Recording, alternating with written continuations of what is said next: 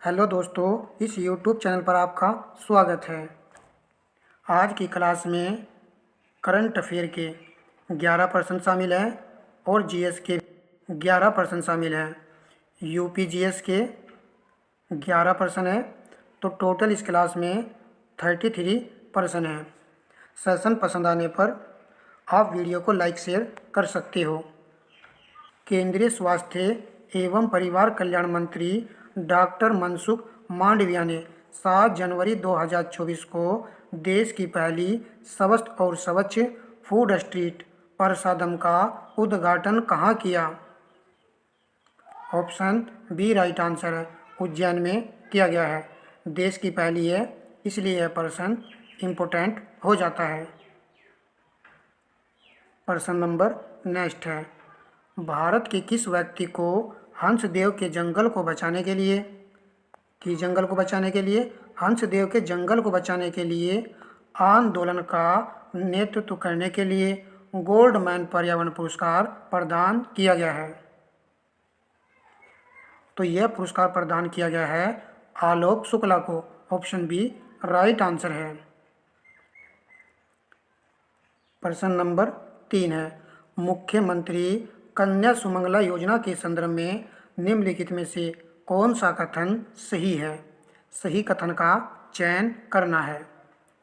इसका मुख्य उद्देश्य कन्या भ्रूण हत्या, बाल विवाह को समाप्त करना है, बालिकाओं के अच्छे स्वास्थ्य को बढ़ावा देना है। योजना के अंतर्गत चरणबद्ध तरीके से कुल 25,000 रुपये की धनराशि प्रदान की जाती है।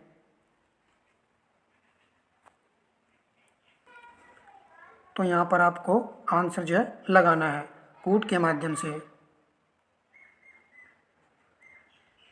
तो यहाँ पर दोनों ही पॉइंट जो है सही है। कन्या सुमंगला योजना को प्रारंभ किया गया था 2019 में और इस योजना में स्टार्टिंग में 15,000 रुपये जो है प्रदान किए जाते थे, परंतु इस राशि को बढ़ा दिया गया है, 25,000 रुपये कर दिया गया है। इम्पोर्टेंट प्रश्न है।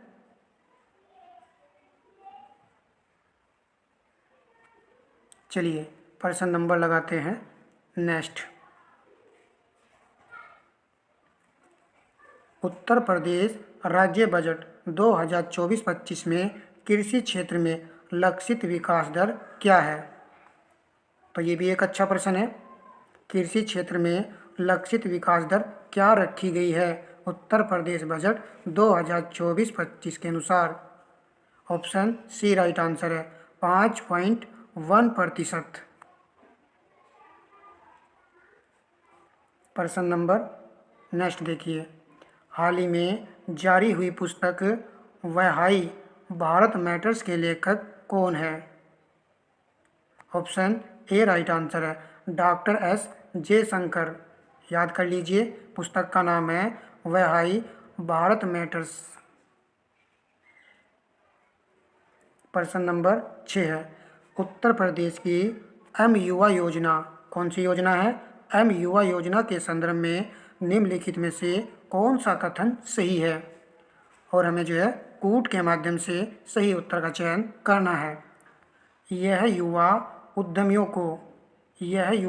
को 5 लाख रुपए तक की परियोजनाओं के लिए ब्याज मुक्त ऋण प्रदान करेगा। सरकार ने इस पहल को समर्थन देने के लिए वित्तीय वर्ष 2024-25 के बजट में 1,000 करोड़ रुपए आवंटित किए हैं। तो याद कर लीजिए, मैं तो कहूँगा सभी प्रश्न अच्छे हैं, छपने वाले प्रश्न हैं। एम युवा जिसमें 5 लाख रुपए तक का ब्याज मुक्त जो ऋण उपलब्ध कराया जाएगा युवाओं को, और इसका जो है प्रावधान 2024-25 के बजट में किया गया है और 1,000 करोड़ रुपए जो है इसके लिए आवंटित किए जाएंगे। तो दोनों ही कथन यहाँ पर राइट हैं। ऑप्शन बी यहाँ पर सही आंसर है। प्रश्न नंबर 7 है, उत्तर प्रदेश के निम्नलिखित में से किस जिले में प्रथम कछुआ संरक्षण रिजर्व स्थापित किया गया है? श्रावस्ती, वाराणसी, गोंडा, पीलीभीत। तो यह भी प्रथम कछुआ संरक्षण रिजर्व है, तो ये गोंडा में जो है स्थापित किया गया है। तो 7 का सी राइट आंसर है। प्रश्न नंबर 8 है, उत्तर प्रदेश में पहला सेमीकंडक्टर पार्क कहाँ बनेगा? सेमीकंडक्टर पार्क कहाँ बनेगा? ऑप्शन ए राइट आंसर है, नोएडा में। प्रश्न नंबर 9 लगाइए।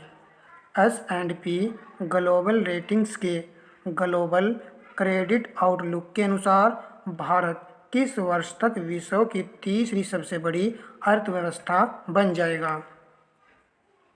तो ऑप्शन बी राइट आंसर है, वर्ष 2030 तक भारत जो है विश्व की तीसरी सबसे बड़ी अर्थव्यवस्था बन जाएगा। प्रश्न नंबर 10 है, वर्ष 2024 के पद्म पुरस्कारों के संदर्भ में निम्नलिखित कथनों पर विचार कीजिए। वर्ष 2024 में कुल 130 पद्म पुरस्कार प्रदान किए जाने की घोषणा की गई। जनवरी 2024 में ये पद्म पुरस्कार प्रदान किए गए थे। इस टॉपिक से एक प्रश्न को आपको क्या कर लेना है, याद कर लेना है। तो पहले वाला गलत है, 132 पद्म पुरस्कार जो है प्रदान किए गए थे। वर्ष 2024 में 5 व्यक्तियों को पद्म विभूषण से सम्मानित किया गया और 2024 में 17 व्यक्तियों को पद्म भूषण से सम्मानित किया गया। 2024 में कुल 110 व्यक्तियों को पद्म श्री से सम्मानित किया गया। 5, 17, 110 सत्य कथन का चयन करें। तो यहाँ पर जो है सी राइट है। पहले वाला तो गलती हो चुका है, सेकंड, थर्ड और फोर्थ सही है। चलिए नेक्स्ट देखिए। तो यहाँ पर मैंने पद्म पुरस्कार से जानकारी को शामिल किया है। पूरी क्लास को देखिएगा, सभी अच्छे प्रश्न हैं आगे भी। पद्म पुरस्कार 2024 देखिए जनवरी में इसकी घोषणा की गई थी और 2024 में कितने पद्म पुरस्कार प्रदान किए गए हैं? 132। यहाँ पर देखिए 132, जिसमें 5 तो पद्म विभूषण है, 17 पद्म भूषण है, 110 पद्म श्री पुरस्कार प्रदान किए गए हैं।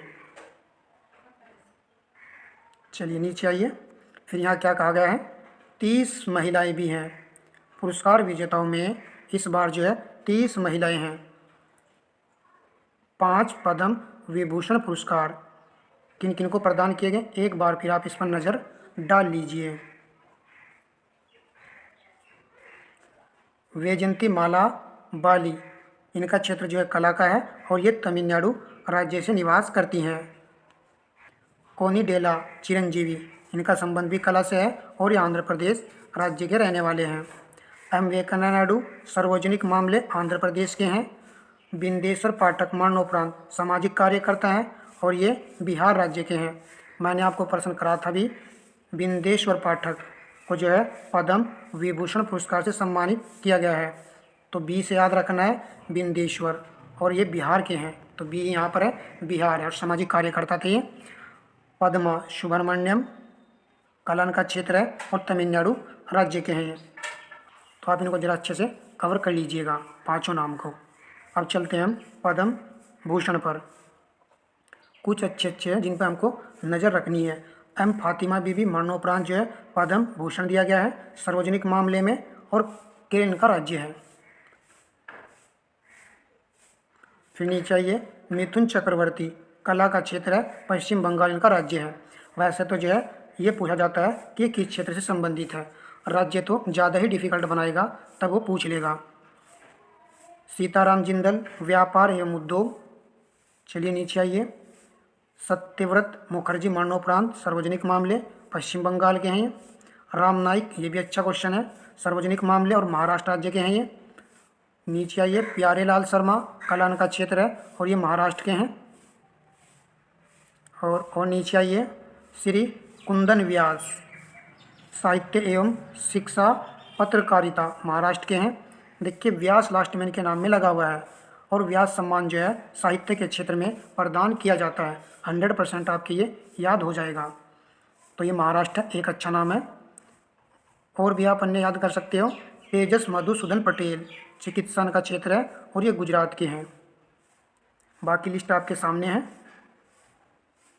तो जो भी अच्छा लगे आपको उसको नोट कर सकते हो, फिर रिवीजन इसका करना पड़ेगा एक बार फिर और। अब हम चलते हैं नेक्स्ट पेज पर। यहाँ पर देखिए, उत्तर प्रदेश से संबंधित पद्म श्री प्राप्तकर्ता, ये ज़्यादा इम्पोर्टेंट है क्योंकि यहाँ पर उत्तर प्रदेश के नाम मेंशन किए गए हैं।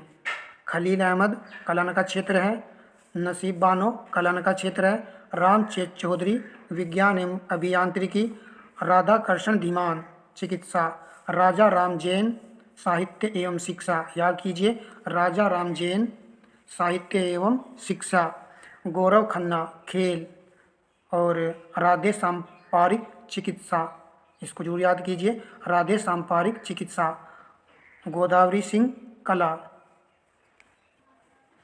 उर्मिला श्रीवास्तव कला, बाबू राम यादव कला। अब हम चलते हैं अपने जीएस पोर्शन पर। निम्नलिखित राज्यों में से किनका संबंध बुद्ध के जीवन से था? तो राज्यों की बात हो रही है यहाँ पर, अवंती, गांधार, कौशल, मगध। सही उत्तर चुनिए। तो ऑप्शन सी चुनने वालों का तो सही हो जाएगा, कौशल और मगध। बुद्ध के जीवन से यहाँ पर इनका संबंध था। बुद्ध ने जो है अपने धर्म का प्रचार प्रसार करने के लिए कौशल और मगध का जो है भ्रमण किया था, इसलिए 3 और 4 यहाँ पर सही है। प्रश्न नंबर 2 है, भारत के इतिहास के संदर्भ में निम्नलिखित युग्मों पर विचार कीजिए। प्रसिद्ध स्थल है और वर्तमान राज्य दिया गया है, सही सुमेलित है।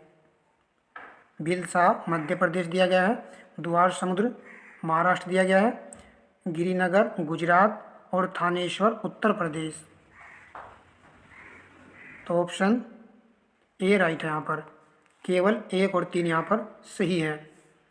देखिए, ये द्वार समुद्र जो है कहाँ पर है? ये कर्नाटक राज्य में है, कर्नाटक में है, और थानेश्वर ये हरियाणा राज्य में है, हरियाणा राज्य में ये प्रसिद्ध स्थान है। चलिए प्रश्न नंबर लगाते हैं नेक्स्ट। प्राचीन भारत के विद्वानों या साहित्यकारों के संदर्भ में निम्नलिखित कथनों पर विचार कीजिए। उपरोक्त कथनों में से कौन सा या कौन से सही हैं? पाणिनि पुष्यमित्र शुंग से संबंधित है, अमर सिंह हर्षवर्धन से संबंधित है, कालिदास चंद्रगुप्त सेकंड से संबंधित है। तो सी राइट है, केवल 3 वाला कथन यहाँ पर सही है। अमरकोश हर्षवर्धन संबंधित है, ये तो सरासर यहाँ पर गलत लिखा हुआ है। पुष्यमित्र शुंग से पाणिनि संबंधित नहीं है, आंसर देखना है तो पंतजलि हैं। चलिए थोड़े जो है अच्छे प्रश्न शामिल किए हैं।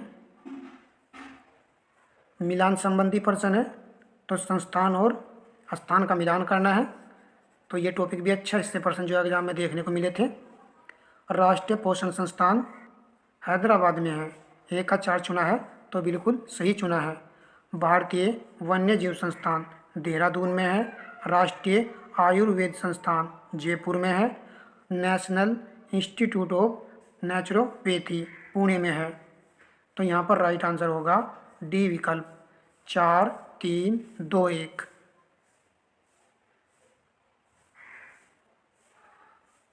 नेक्स्ट प्रश्न देखिए, भारत में पाए जाने वाली लाल मिट्टी के संदर्भ में निम्नलिखित में से कौन सा कथन सही है?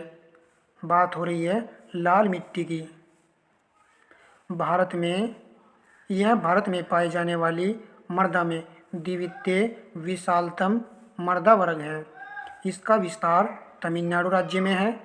यह स्वभाव में क्षारीय प्रकृति की होती है। इसमें जीवाश्म पदार्थ नाइट्रोजन तथा फास्फोरस की कमी पाई जाती है। तो कूट के माध्यम से सही उत्तर का चयन करना है। तो सी विकल्प यहाँ पर सही होगा। 1 2 और 4 सही है, परंतु तीसरे वाला पॉइंट यहाँ पर सही नहीं है।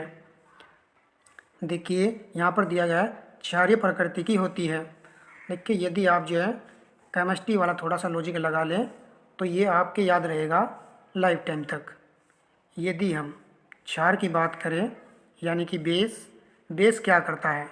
बेस जो है ब्लू करता है, यानी कि रेड को जो है ये ब्लू बनाता है। यदि हम अम्ल अम्ल यानी कि एसिड क्या करता है, ब्लू को रेड जो है बनाता है। तो यहाँ पर जो है क्षारीय प्रकृति लिखा हुआ है इस मिट्टी का, परंतु ऊपर जो है लाल लिखा हुआ है। तो मैंने अभी बताया अम्ल क्या करता है, ब्लू को रेड बनाता है। तो याद रहेगा कि लाल मिट्टी की जो प्रकृति होती है वो अम्लीय होती है। इस लॉजिक से आप थोड़ा सा याद कर सकते हो। बाकी सभी पॉइंट यहाँ पर सही हैं। ये मैंने थोड़ा सा ट्रिक लगाया है, अच्छा लगा होगा तो ठीक है आपको, वरना किसी भी तरीके से आप इसको याद कर सकते हो। निम्नलिखित में से कौन सा सही सुमेलित नहीं है, तो नहीं पर ध्यान देना है। उत्तर प्रदेश का सबसे पुराना विश्वविद्यालय इलाहाबाद विश्वविद्यालय है, तो सही पॉइंट है। नौचंदी मेला मेरठ में लगता है, ये भी करेक्ट है। भारत कला भवन वाराणसी सही है। चौरसिया नृत्य गोरखपुर दिया गया है, जो कि गलत है। चौरसिया नृत्य का संबंध जो है किस जिले से है, याद करके थोड़ा याद कीजिए। तो जौनपुर याद रखना है। जौनपुर चौरसिया नृत्य जौनपुर। अच्छा है ये पॉइंट। प्रश्न नंबर नेक्स्ट है, निम्नलिखित अनुक्रम में लुप्त अक्षर ज्ञात कीजिए। रीजनिंग का प्रश्न है, तो आप झट से इसका आंसर लगाने की कोशिश कीजिएगा।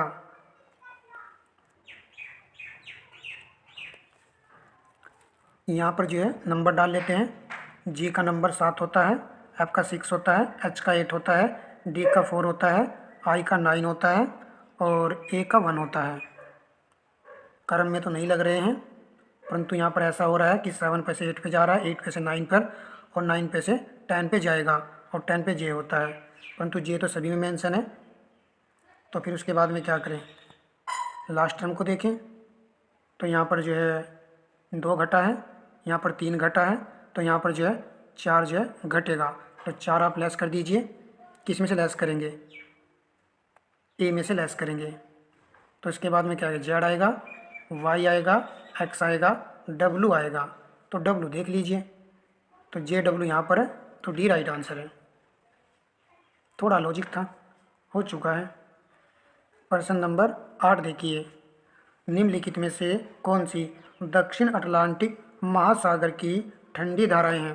प्रश्न में पूछा गया है ठंडी धाराएं हैं, कूट के माध्यम से सही उत्तर का चयन करना है।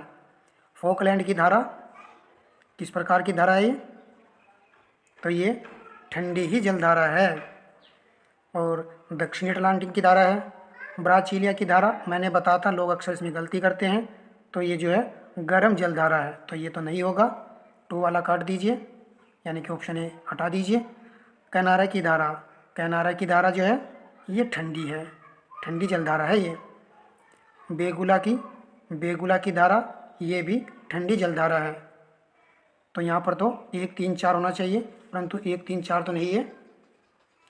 तो दिक्कत क्या हो रही है इसमें, तो दिक्कत कहाँ पे हो रही है, जो ये किनारे की धारा है ना, ये दक्षिणी अटलांटिक की नहीं है। किसकी है ये, उत्तरी अटलांटिक की धारा है। तो इस प्रकार 3 भी नहीं आएगा, 1 4 आएगा, तो डी राइट आंसर है। कितना अच्छा प्रश्न है ये, ऐसे प्रश्न ही तो तैयार करने हैं एग्जाम के लिए। चलिए, आज मैंने कुछ प्रश्न ऐसे ही अच्छे लेवल के उठाए हैं। प्रश्न नंबर 8, निम्न वाक्य अध्ययन कीजिए। कथन, मंत्री नीति बनाते हैं और लोक सेवक उनका क्रियान्वयन करते हैं। कारण, संसदीय प्रणाली में मंत्रियों का उत्तरदायित्व का सिद्धांत कार्य करता है। तो नीचे दिए गए कूट से सही उत्तर चुनिए। ए आएगा, बी आएगा, सी डी में से कोई एक आंसर है।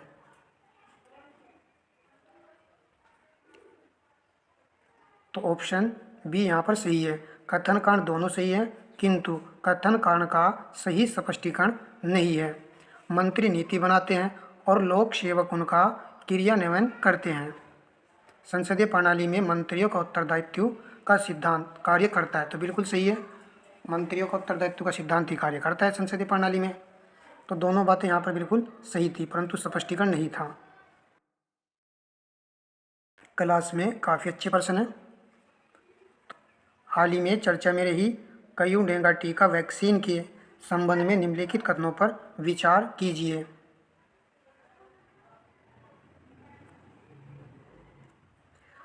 कईयों डेंगू वैक्सीन डेंगू के लिए जारी दूसरी वैक्सीन है जिसे विश्व स्वास्थ्य संगठन ने हाल ही में मंजूरी दी है। इस वैक्सीन को जापानी फार्मास्यूटिकल्स टाकेज द्वारा निर्मित किया गया है। इसका उपयोग 6 से 16 वर्ष के बच्चों पर किया जाएगा। सही कथन का चयन करना है। तो ऑप्शन ए राइट आंसर है। सभी पॉइंट यहाँ पर बिल्कुल सही लिखे हुए हैं, तो इसको जरूर याद रखें। कईयों डेंगू टीका, तो डेंगू से याद रहेगा डेंगू के लिए टीका है ये, और दूसरी वैक्सीन है और स्वास्थ्य संगठन ने इसको मंजूरी दी है और जापानी फार्मास्यूटिकल्स टाकेज द्वारा इसको निर्मित किया गया है और इसका उपयोग जो है 6 से 16 वर्ष के बच्चों पर किया जाएगा। एक अच्छा प्रश्न था। तो भाई सभी विद्यार्थियों से रिक्वेस्ट है, हमारी प्रत्येक क्लास को आपको वॉच करना चाहिए। हर क्लास से आपको कुछ ना कुछ सीखने को मिलेगा और कुछ पता नहीं इस क्लास से आपको कितने % देखने को आरओ एग्जाम में मिल जाएं। चलिए प्रश्न नंबर 10 लगाते हैं। निम्नलिखित में से कौन सा विकल्प सही सम्मिलित नहीं है? अंतर्राष्ट्रीय शिक्षा दिवस 24 जनवरी को मनाया जाता है। अंतर्राष्ट्रीय महिला दिवस 8 मार्च, अंतर्राष्ट्रीय गणित दिवस 14 मार्च, विश्व स्वास्थ्य दिवस 8 मार्च। यदि डी विकल्प चुना है तो सही चुना है। विश्व स्वास्थ्य दिवस 7 अप्रैल को मनाया जाता है। अंतर्राष्ट्रीय गणित दिवस को याद कर लीजिए 14 मार्च। दिवस से प्रश्न आता था और वो इजी ही था, सभी विद्यार्थियों ने उसको आसानी से कर दिया था। प्रश्न नंबर 11 है, उत्तर प्रदेश स्थित महाजनपदों के संदर्भ में बेमेल युग्म या युग्मों का चयन करें। महाजनपद और राजधानी यहाँ पर दी गई है। कौशल महाजनपद की राजधानी श्रावस्ती, तो पहले वाला पॉइंट करेक्ट है। चेदी की राजधानी मथुरा दी गई है यहाँ पर। सूरसेन की पावा दी गई है और कुरु की इंद्रप्रस्थ, तो फोर्थ वाला भी सही है, तो बी राइट हो जाएगा। चेदी की राजधानी मथुरा तो नहीं होता है, सूरसेन की राजधानी मथुरा जो है आएगा। और चेदी की राजधानी क्या होता है? शक्तिमती, ये चेदी की राजधानी है। चलिए नेक्स्ट प्रश्न लगाते हैं। आर्यभट्ट का प्रशिक्षण किया गया था। ऑप्शन ए राइट आंसर है। 19 अप्रैल 1975 को किया गया था। प्रश्न नंबर नेक्स्ट देखिए। अब हम जो है यूपी के प्रश्नों को लगाएंगे। आज का जो हमारा टॉपिक है ना वो है परिवहन। तो परिवहन से जो भी प्रश्न बनेंगे उन सभी को आज यहाँ पर देख लेंगे। छोटा टॉपिक था, मैंने इसलिए इस क्लास में इसको शामिल कर लिया है। और हाँ दोस्तों, एक बात आपसे कहूँगा, जिस दिन हमारे चैनल पर जीएस की क्लास ना उपलब्ध हो उस दिन आप प्ले लिस्ट से वीडियो को जो है वॉच जरूर कीजिएगा। सभी जो है अच्छी क्लासें हैं। चलिए प्रश्न नंबर 1, उत्तर प्रदेश की महत्वाकांक्षी 8 लाइन प्रवेश नियंत्रित गंगा एक्सप्रेसवे परियोजना का विस्तार उत्तर प्रदेश के किन 2 परस्पर अधिकतम दूरी वाले जनपदों के मध्य प्रस्तावित है? तो गंगा एक्सप्रेसवे है ये, तो ये मेरठ एवं Allahabad, option B right answer होगा। 2008 में प्रश्न बना था यूपी स्पेशल मेंस एग्जाम में। प्रश्न नंबर 2 है, राजीव गांधी राष्ट्रीय विमानन विश्वविद्यालय उत्तर प्रदेश में कहाँ स्थित है? तो यह तो प्रश्न करा दिया हमने, सी राइट है, फुर्तसगंज में। 2016 में पूछा गया आरओ के मेंस एग्जाम में। प्रश्न नंबर 3 है, मिलान संबंधी प्रश्न है। सूची फर्स्ट में नगर है और सूची सेकंड में हवाई अड्डे दिए गए हैं। लखनऊ में हवाई अड्डा है, एमओसी 1 का 3 आएगा। उसके बाद में बाबतपुर हवाई अड्डा वाराणसी में है, तो यहाँ पर 1 लिख दीजिए। चकेरी हवाई अड्डा कानपुर में है, तो यहाँ पर 4 आएगा। और खेरिया हवाई अड्डा आगरा में है। 3 1 4 2, तो डी राइट आंसर होगा। पूछा गया था ये प्रश्न भी। प्रश्न नंबर 4 है, निम्न में से कौन सा युगम सम्मिलित नहीं है? तो चकेरी तो कानपुर में ही है, बाबतपुर वाराणसी में ही है, आमोशी हवाई अड्डा लखनऊ में है, और फुरतसगंज ये आपका आगरा दिया गया है, जो कि ये सही सम्मिलित नहीं है, रायबरेली में है। नेक्स्ट देखते हैं, राष्ट्रीय राजमार्ग विकास परियोजना के उत्तर दक्षिण पूर्व पश्चिम गलियारे मिलते हैं। तो बी राइट है, झांसी में। आरओ 2010 में पूछा गया है। तो इन सभी टॉपिक से जो प्रश्न बनते रहते हैं, आसान होते हैं, यूपी स्पेशल में जो है हम एक अच्छा स्कोर कर सकते हैं। उसके लिए आपको जो है, जो भी 3 वीडियो मैंने उपलब्ध करा दिए उनको जरूर वॉच कीजिएगा। इधर उधर घूमने से कुछ नहीं होगा, अच्छे से आप प्रैक्टिस करते रहिएगा। जो भी मैं क्लास दे रहा हूँ उसको भी आप वॉच कीजिएगा, 4 से 5 घंटे पढ़ते रहिएगा। मिलान संबंधी प्रश्न है, तो यहाँ पर मिलान करना है। सूची फर्स्ट और सूची सेकंड में यही प्रश्न है। तो प्रयागराज में जो है बमरोली हवाई अड्डा है, कानपुर में चकेरी है, लखनऊ में अमोशी है, और वाराणसी में बाबतपुर है। तो देख लीजिए आंसर कौन सा होगा। तो डी यहाँ पर सही हो जाएगा। चलिए नेक्स्ट प्रश्न देखते हैं। उत्तर प्रदेश में पूर्वांचल एक्सप्रेसवे निम्नलिखित में से किस नगर से नहीं गुजरता है? बस्ती, फैजाबाद, अयोध्या, आजमगढ़, मऊ। तो ये बस्ती से जो नहीं गुजरता है, ए राइट आंसर है। प्रश्न नंबर 8 है, उत्तर प्रदेश से गुजरने वाला सबसे लंबा राष्ट्रीय राजमार्ग। तो ये है NH-34। कौन सा है? NH-34 है। अब हम देख लेते हैं हवाई अड्डे, उत्तर प्रदेश के प्रमुख हवाई अड्डे, हवाई पट्टियाँ। तो चौधरी चरण सिंह अंतर्राष्ट्रीय हवाई अड्डा, जिसका नाम है आमोशी हवाई अड्डा, दोनों नाम में से कोई भी एक नाम दे देगा तो लखनऊ में है। लाल बहादुर शास्त्री अंतर्राष्ट्रीय हवाई अड्डा, इसको कहा जाता है बाबतपुर हवाई अड्डा, जो कि वाराणसी में है। ये भी अंतर्राष्ट्रीय और ये भी अंतर्राष्ट्रीय हवाई अड्डा है। अब आइए नीचे, कुशीनगर, ये भी अंतर्राष्ट्रीय हवाई अड्डा है, जो कि कुशीनगर में ही है। नेक्स्ट, नोएडा अंतर्राष्ट्रीय ग्रीनफील्ड एयरपोर्ट निर्माणाधीन है, जेवर हवाई अड्डा है, जो कि गौतम बुद्ध नगर में है। मर्यादा पुरुषोत्तम श्री राम अंतर्राष्ट्रीय हवाई अड्डा है, ये निर्माणाधीन है, फैजाबाद हवाई अड्डे का उन्नयन करके इसको बनाया गया है, ये अयोध्या में है। नेक्स्ट, प्रयागराज बमरोली हवाई अड्डा प्रयागराज में है। चकेरी हवाई अड्डा कानपुर में है, और आगरा हवाई अड्डा या फिर प्रस्तावित नाम पंडित दीनदयाल उपाध्याय एयरपोर्ट, ये पूछा जा सकता है, आगरा में है। पंडित दीनदयाल उपाध्याय एयरपोर्ट आगरा, और वैसे इसको खेरिया हवाई अड्डा कहते हैं। तो खेरिया तो हमारा रहता है कि आगरा में ये। सरसावा हवाई अड्डा सहारनपुर में है, हिंडन हवाई अड्डा गाजियाबाद में है, ये भी याद ही रहता है। ललितपुर हवाई अड्डा ललितपुर में ही है। झांसी हवाई अड्डा झांसी में ही है। महायोगी गोरखनाथ हवाई अड्डा, तो याद रहेगा गोरखनाथ गोरखपुर में है। IIT कानपुर हवाई अड्डा कल्याणपुर हवाई अड्डा, इसका नाम है, कानपुर में है, कल्याणपुर। तो इसको भी थोड़ा सा रिलेट करके याद रखिए, कानपुर। बरेली हवाई अड्डा बरेली में ही है। तो ये हमने यहाँ पर इस प्रकार कवर किए हैं। प्रश्न नंबर 9 है, आगरा लखनऊ एक्सप्रेसवे की लंबाई लगभग 2017 में पूछा गया था PCS में। तो इसकी लंबाई जो 300 किलोमीटर है, और सही में है 302 किलोमीटर। प्रश्न नंबर 10 है, हाल ही में किसे अंतर्राष्ट्रीय हवाई अड्डे का दर्जा मिला है?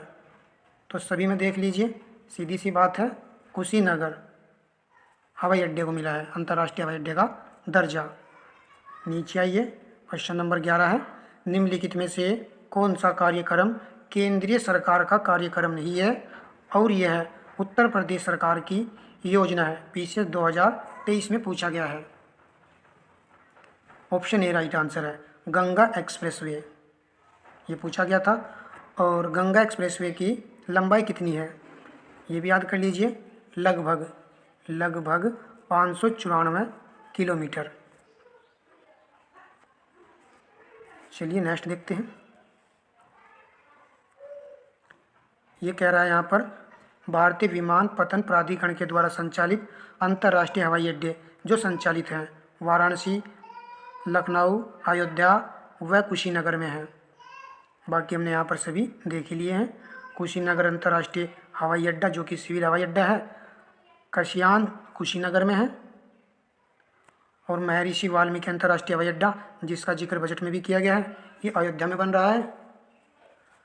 तो दोस्तों हमने यहाँ पर जो है काफ़ी प्रश्नों को जो है कवर किया है। आज की क्लास में जो है 33 प्रश्न तो कवर किए ही हैं, परंतु एडिशनल जानकारी को जोड़ दें तो हमने काफ़ी प्रश्न यहाँ पर कवर किए हैं। और चैनल पर बने रहिएगा। काफ़ी विद्यार्थी चैनल को सब्सक्राइब किया है और उन सभी से रिक्वेस्ट है कि सभी भाई वीडियो को लाइक किया करो, शेयर किया करो। तो मिलेंगे नेक्स्ट क्लास में। धन्यवाद दोस्तों।